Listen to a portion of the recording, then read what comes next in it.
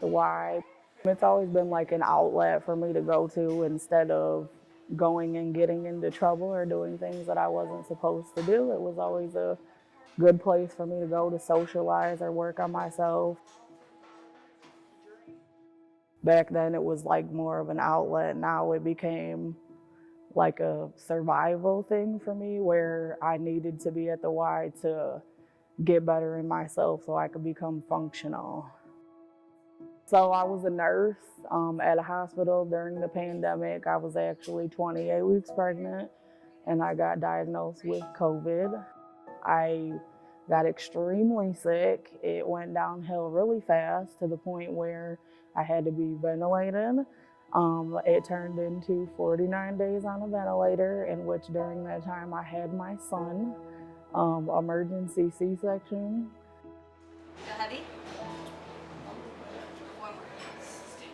I had to relearn pretty much any basic task that you would need to go about your day. I had to relearn how to walk, talk, eat, the whole 9 yards. I didn't even know I had my son until I woke up from being in a coma after a month and a half. It was hard. I had to like relearn how to even bond with my new son that I barely even knew. It's been a 2-year journey. I was in like a rehab center where I learned like the basics of how to survive outside of a hospital, but then that was like where the real work was when I got home. I had to really commit to going to the Y every single day.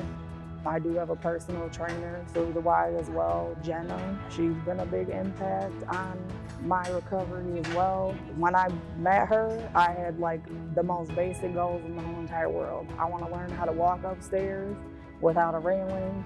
I want to be able to stand for over 10 minutes without having to lean against the wall. Really simple stuff. And we completely knocked those goals out of the park in the year that I've met her. She explained to me what happened and basically just said that she had little to no movement in general. Like she had no balance.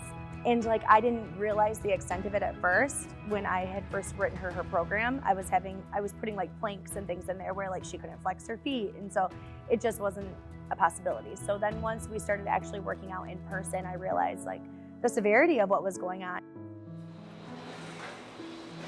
2 more. This is your best set. When we first started, she would balance up against a wall with her back. Like I would have her squat and she would just slide down the wall and up, and then she was able to step away, and now she's doing so good all on her own.